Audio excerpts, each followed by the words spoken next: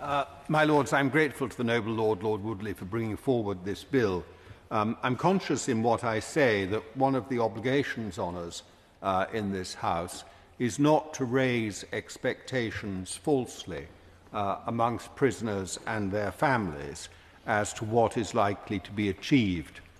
We've heard many passionate speeches in favour of the resentencing proposed in this bill. We are about to hear one, possibly two, speeches against putting the case against resentencing. The last of those will be determinative. The government is not going to agree, it has made clear, to a resentencing exercise. The government says that for those who are out on licence, the measures passed in the Victims and Prisoners Act, which had cross-party support, proposed by a Conservative government, implemented now by a Labour government, that those measures should deal with those out on licence within the next couple of years, that the issue should go away. The question is those in prison, and for them there is the action plan. Now, I actually have a degree of confidence in the action plan, the officials behind it, the plan itself. I think there is a seriousness of purpose and intent on the part of ministers and officials in making this work. There will be an annual report published shortly, and I'm sure we will have an opportunity, we should have an opportunity at least, to debate that report in this House when it appears and hold the government to account over the action plan. The difficulty is that although the action plan will push ahead and secure, I imagine, the release of those prisoners, those IPP prisoners with whom it is easy to engage, there will still be a residue, a number of IPP prisoners who are going to be very difficult for the parole board to recommend for release.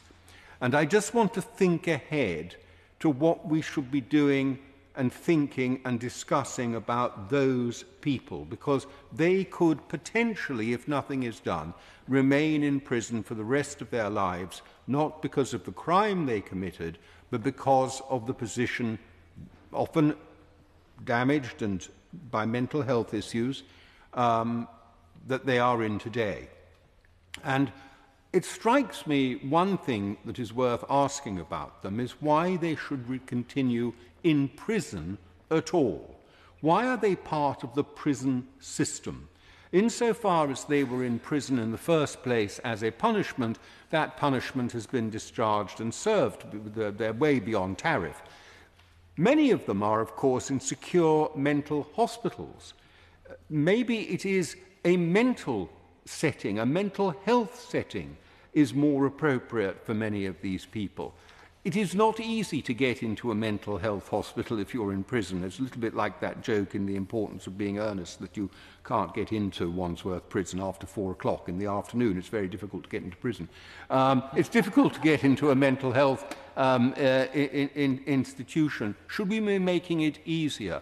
Or should we indeed be establishing a single location, perhaps using part of the under-occupied open prison estate, where those prisoners who don't qualify for mental health hospitals could be brought together, and the curative powers of the probation service and the prison service brought to bear on them to help them get out, rather than being left in a prison context.